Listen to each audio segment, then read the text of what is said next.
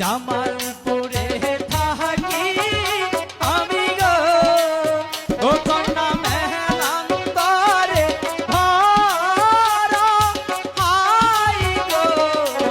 পিতা মাতাই নাম রাইখাছে শান্তরে ইয়া কে তুমি সুন্দরী